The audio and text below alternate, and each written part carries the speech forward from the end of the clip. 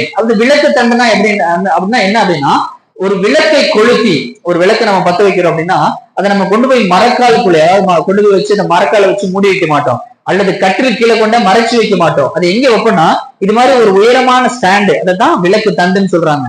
உயரமான ஸ்டாண்டை வச்சு அதன் மேல கொண்டு போய் அந்த விளக்கு வைப்போம். அப்பதான் அந்த அந்த இடம் முழுவதும் இந்த வெளிச்சம் பரவும். அல்லேலூயா.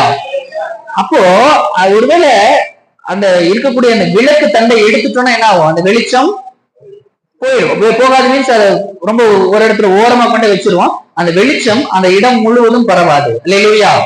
அதே போலதான் நம்மையும் நமக்குள்ள பரிசுத்தாவுடைய அபிஷேகத்தை வைத்து கர்த்தருடைய வார்த்தையை வைத்து நம்மை பிரகாசிக்கும்படியாக இந்த உலகத்திற்கு நம்முடைய ஊருக்கு, நம்முடைய வீதிக்கு, நம்முடைய குடும்பத்துக்கு நாம் பிரகாசிக்கும்படியாக நம்மை ஒரு வெளிச்சம் தரக்கூடிய ஒரு விளக்காக கர்த்தர் ஒரு விளக்கு தண்டை கொண்டு நம்மை உலகத்துல அநேகர்களுக்கு பயன்படும்படியாக கர்த்தர் வைத்திருக்கிறார்.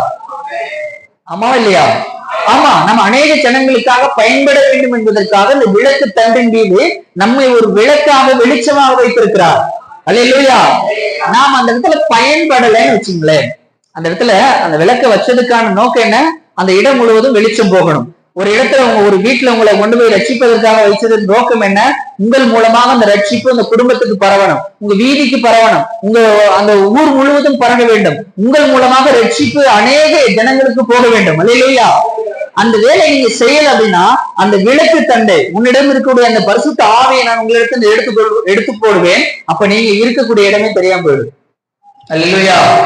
சபைக்கு வருவீங்க, ஒரு